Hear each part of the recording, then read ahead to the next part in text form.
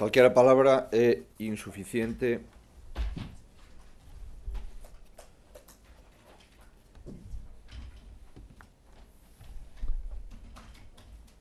para un sentimento que só se pode describir con vaguas. Hoxe, no Día de Galicia, todo o pobo choramos a traxedia que estamos a vivir, choramos as víctimas e choramos o desasosego das familias. E ese pesar no nome de Galicia e do seu goberno é o que quero trasladar a todas as persoas que máis directamente están a sufrir esta traxedia. Son consciente de que nin o apoio de gobernos ou partidos políticos, nin o respaldo da súa Majestade o Rei e dos príncipes de Asturias e da Casa Real, nin os milleiros de condolencias que nos teñen chegado nas últimas horas poden aplacar a súa dor, pero é a miña obriga transmitirlles que detrás da súa desesperación está tamén a proximidade, o sufrimento, a consternación de todo Santiago, de toda Galicia, de toda España e de todo o mundo. O Consello da Xunta que acaba de ter lugar vén de decretar o maior loito na nosa historia autonómica. É, sen dúbida, o Consello de Goberno máis duro que ten reunido nunca a Xunta de Galicia. Porque é o día seguinte dunha traxedia como a sucedía onte e porque, ao mesmo tempo que comparezo ante vostedes, estáse a levar a cabo o proceso de identificación das persoas que perderon a vida. Galicia séntese preto da angustia das familias que agardan. Así lle lo transmitín onte e confiamos que os traballos xudiciais podan seguir avanzando coa maior celeridade, pero tamén coa maior seguridade posible.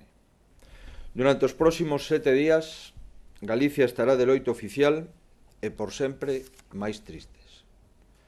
Acompañaranos esta dor e a memoria das persoas que perderon a súa vida dun xeito tan tráxico.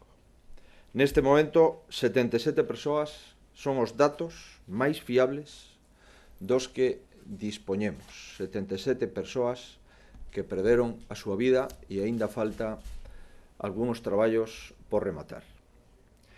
Pero debemos agardar a que as autoridades xudiciais, conforme os seus protocolos de actuación, confirmen o número e a identidade dos falecidos. Ao longo desta xornada seguiremos comunicando toda a información que chegue ao Gabinete de Crise constituído pola Xunta de Galicia, polo Goberno de España e polo Concello de Santiago, que formamos dende o primer momento en que tivo lugar este suceso. O presidente Rajoy, co que estou en comunicación permanente, chegará a Santiago en breves intres. As traxedias imprimen carácter nos povos e poñen a proba a valía das súas xentes. O 24 de xullo xa non será a véspera dunha xornada de celebración, senón a de conmemoración dun dos nosos días máis tristes. Pero, dicía, as desgrazas tamén examinan a condición humana das persoas que a padecen. E o 24 de xullo de 2013, no que o descarrilamento dun tren se levou por diante a vida e os sonos de tantas persoas, será tamén o día en que os galegos colapsaron os centros habilitados para doar o seu sangue. O día en que cidadáns anónimos se arroxaron nos primeiros instantes ás vías do tren para socorrer os feridos sen reparar en máis peligros que os que sufrían os seus próximos. O día en que voluntarios chegados de diferentes lugares se desplazaron a Compostela para acompañar, atender e consolar as familias, unha tarefa que o Colexio de Psicólogos está tutelando dende os primeiros instantes. O día en que Galicia se puxo a disposición de Galicia.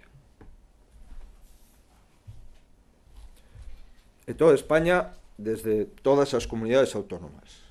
E tamén aos nosos veciños de Portugal e de Francia, quero trasladarlles o agradecemento de Galicia.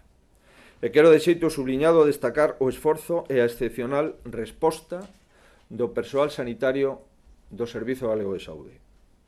Tamén dunha excepcional resposta dos efectivos da emerxencia, da Comunidade Autónoma, de Protección Civil, de bombeiros integrantes do 112 e dos membros e forzas de seguridade do Estado, da Policía Local, da Policía Autonómica, da Policía Nacional e da Garda Civil. Síntome orgulloso do labor de todos eles, non só como presidente, senón como galego. Están a dar un exemplo de preparación, de profesionalidade, de implicación e de eficacia que non esqueceremos nunca. A todos eles debemos vidas. O sentimento de dor que hoxe sufrimos tamén se une o de agradecemento pola resposta chegada dende todas as partes e a de orgullo pola resposta do pobo galego.